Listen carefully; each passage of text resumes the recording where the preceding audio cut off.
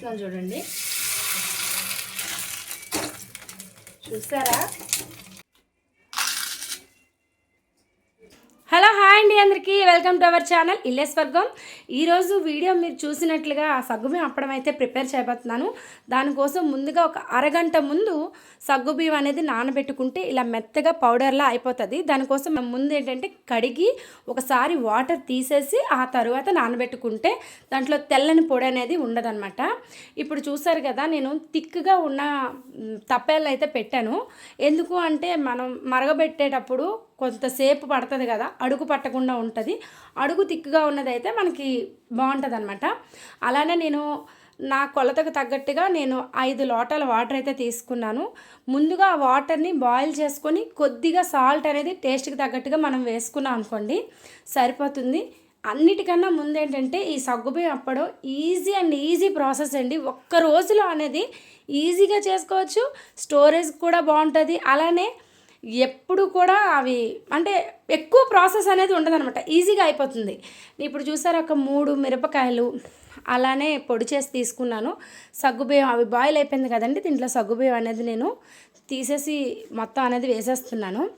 ఇప్పుడు ఆ సగ్గుబియ్యాన్ని మొత్తం నీట్గా ఆ బాయిల్ అయిన వాటర్లో తీసుకున్నాం అనుకోండి, ఆల్రెడీ మనం సాల్ట్ యాడ్ చేసుకున్నాం కాబట్టి సరిపోతుంది. కలుపుతూ ఉండాలి. మెయిన్ ప్రాసెస్ ఏంటంటే కలుపుతూ ఉండాలి. 15 నిమిషాల్లోపు తయారైపోతుంది అనమాట. ఎక్కువ టైం టేకింగ్ ఉండదు. అలానే చాలా ఈజీ ప్రాసెస్, ఎవరైనా ట్రై చేయొచ్చు. చూసారండి, ఒక 15 మినిట్స్లోనే ఒక రకమైన తీరిక అనేది అది వచ్చేసింది. ఇప్పుడు నేను కొద్దిగా ఫ్లేవర్ కోసం గుండ చేసి పెట్టుకున్న మిర్చి పౌడరు అలానే జీలకర్ర వేసుకున్నానండి. కావాల్సిన వాళ్ళు మనకి నువ్వులు, కసూరి మెతి, ఇంకా కావాలంటే కొత్తిమీర ఇవన్నీ వేసుకుంటే మసాలా అప్పడం టేస్ట్ వచ్చి ఇంకా బాగుంటుంది. నేనైతే జస్ట్ ఈ 2 వేసుకున్నాను. కావాలనుకున్న అలా అవి కూడా వేసుకోవచ్చు. మొత్తానికైతే మనం అనుకునే ఇదైనా ప్రిపేర్ అయిపోయింది. మనం డాబా మీదకి వచ్చామండి. సూర్యుడైతే అసలు బాబోయ్ మండిపోతున్నాడు, అంత వేడిగా ఉంది. మొత్తానికి వడియాలు అయితే పెడతారని చూసారా, అలా వేసి అలా అదమాలన్నమాట. అదిమితే మనకి లోపల సగ్గుబియ్యం గింజలుగా ఉంటే అవి ఏంటంటే ఒకదాని మీద ఒకటి ఉండకుండా నీట్గా వస్తాయి. అప్పుడు మనకి ఎండడానికి కూడా ఈజీగా ఉంటుంది. నా పరిస్థితి చూడండి, వచ్చినప్పుడు ఎలా వచ్చానో వెళ్ళినప్పుడు ఎలా అయిందో. వేడి అంత ఎక్కువ ఉంది. మొత్తానికైతే తిప్పలు పడి అప్పడాలు అయితే పెట్టేశాను. ఒక్క రోజు కష్టపడ్డా అనుకోండి, బోల్డ్ అని అప్పడాలు మనకి ఈజీగా అయిపోతాయి అన్నమాట. చూసారా, కష్టం ఊరికినే పోదు కదండి. అప్పడాలన్నీ రెడీ అయిపోయి చూడండి ఎంత నీట్గా వచ్చాయో. ఒక్క రోజులో ఎండిపోయండి. ఎండ ఎలా ఉంది, మొత్తానికైతే ఎండిపోయాయి. అప్పడాలు అయితే టేస్టీగా చాలా బాగా. ఇంకా ఇంతకీ ఎన్ని వచ్చాయో చెప్పలేదు కదండి. నేను ఒక 36 రూపీస్ పెట్టాను. నాకు 75 అప్పడాలు అనేవి నాకు వచ్చాయి. చూసారా, వెయ్యిగానే ఎంత చక్కగా వచ్చిందో. అలా బుస్సుమని పొంగి హాయిగా భలే వచ్చిందండి.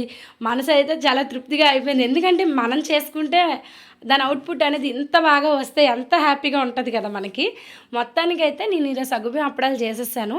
ఇంట్లో ఉన్న మిరపకాయలు, జీలకర్ర అవి ఎలానే ఉంటాయి కాబట్టి ఒక 36 రూపాయలు పెట్టి నేను సగ్గుబియ్యం కొన్నానండి.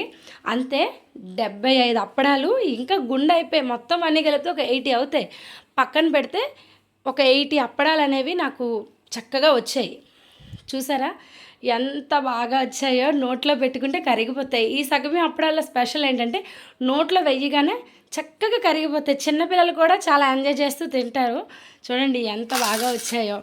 మీరు కూడా ఇలాంటి రెసిపీలు ట్రై చేయండి ఇంట్లోని. ఎందుకంటే తక్కువ ఖర్చుతో టేస్టీ అండ్ హెల్దీ బాగుంటుంది అనమాట. ఇప్పటివరకు మన ఛానల్ని సబ్స్క్రైబ్ చేయని వారు సబ్స్క్రైబ్ చేయండి. Thank you.